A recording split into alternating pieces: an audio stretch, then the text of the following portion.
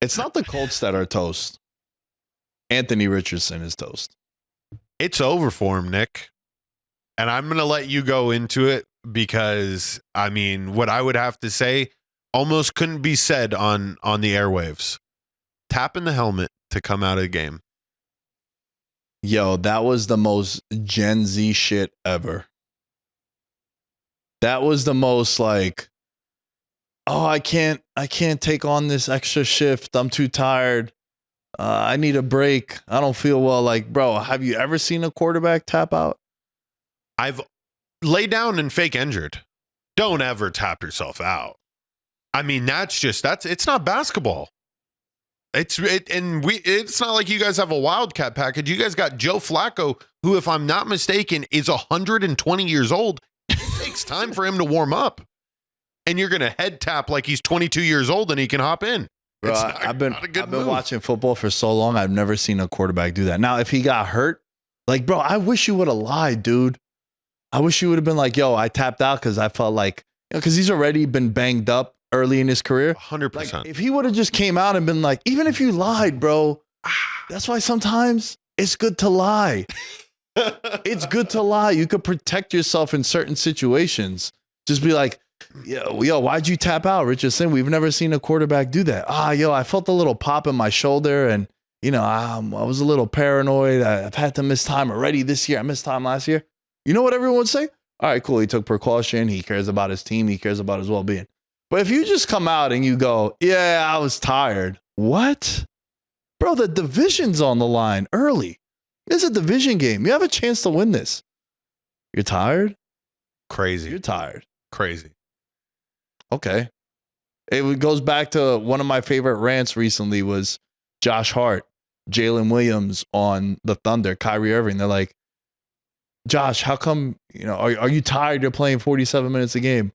I'm playing a kid's sport and I'm making millions of dollars. I'm not tired. There's people working 12-hour shifts 6 days a week to make fucking minimum wage. They're tired. Mm-hmm. I can't complain about tired. And I'm like, yo, my 3 favorite new players in the NBA. Self-awareness. Mm-hmm. You're going to come out and you're going to say you're tired, bro? Your team needs you? He quit on his team. That, to me, that's quitting on your team. Yeah. And that's like, yo, if you've played sports, bro, that's like the number. And listen, I'm not happy about this, but I've quit on my team before too. And I think it's one of like, I've never felt lower as a person. Like, damn, bro. Like, what about us? Like, you feel like a piece of shit. It happens. It's like maybe a half a second feeling of like relief. And then you're like, oh, damn. It's a selfish act. And then you realize how many people you let down. Mm-hmm. Right? Like the UNLV quarterback who just decided, yo, I got promised this NIL money and I'm not going to play it. It's like, dude, we've been implementing these playbooks since what, late July, early August, and we're undefeated. You gonna dip out on us? Like, what about them 2-a-days and those bonds that you build with people? You're just gonna bounce on us? Like, that's kind of fucked up, man. Yeah. And with Richardson, I just think I think he's toast as a quarterback. Like we said it. Yo, you said it. Hats off to you, bro, because that take is aging better and better every week. That 60-yard throw he made week 1, ironically enough, against the Texans, is going to have everybody's mind blown forever to give him opportunity after opportunity. And he duped everyone because he was 2 of 15 in the first half. Mm-hmm. Ended the game 10 of 32. And this incident was like very like soft, bro. Mm-hmm. Just some Gen Z shit. Like, did you see the run it came after? Yeah. I just saw the whole story, right? I didn't see the full run. Was it?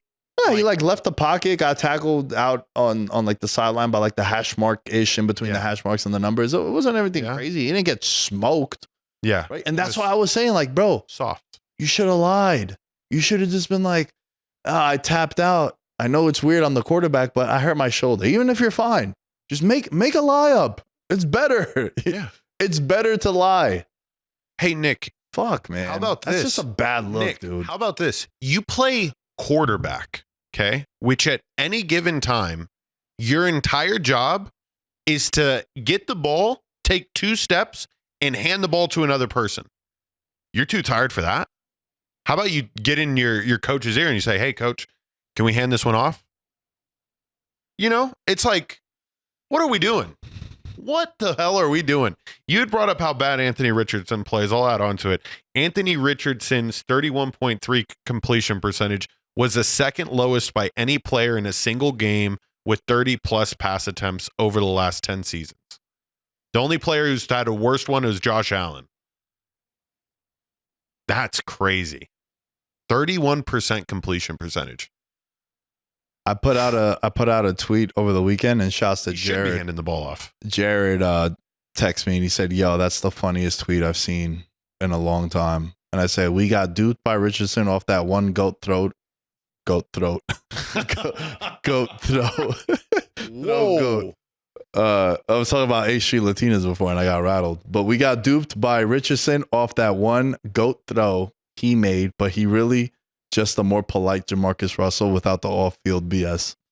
So true. Like his numbers are almost the same too. It's like him, Tebow, and Brandon Whedon and Jamarcus Russell as far as like how bad they've been through a 7-game stretch in a season. And it's like, yo, we got duped, bro. It happens. Right? It happens. Everybody knows that Joe Flacco wins these ball games.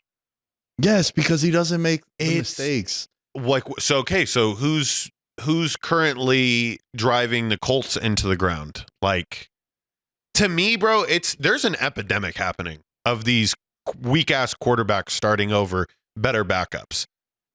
DeShaun Watson happened, and you saw what happened. Jameis Winston comes in and beats a team that's probably going to win that division.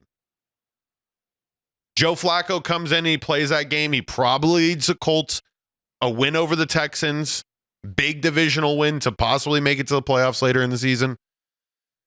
It's a shocker to me. Well, I think what happens is I think money gets involved, bro. We're paying him more, so we have to play him. You got to play him. I can't have $250 million on my bench.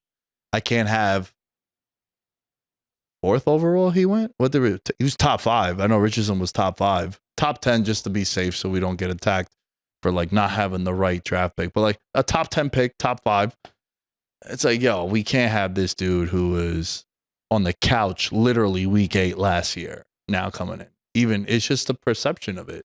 Mm-hmm. And you see teams do that all the time. That's why good teams are like, that's why I'll always give credit to the Cardinals for what they did. Even though I was a big Josh Rosen stan and I thought he was the one, they saw after 1 year, they had him in the locker room. They saw him every day. We don't get to see that. You're like, dude, you just took this guy 10th overall. Like, what the fuck? Yeah, but we see him every day, bro. He ain't it. He ain't it. I had Robert Mathis on the show 2 years ago, I think. And I asked him, I was like, yo, you ever have a guy come into camp and you could tell right away? He's like, yo, it's so much easier to tell than you can imagine. I'm like, really? He's like, yeah, some guys like, I've seen 1st-round picks, highly touted, can't miss prospects come into camp and you're like, oh, man. And you see just the GM on the sideline, like as he's watching Joe's be like, oh, I'm going to lose my job because of this fucking moron. Yeah. Then you have a kid come in like the 5th round, like a Puka, and you're like, holy shit, how did that happen? Mm-hmm.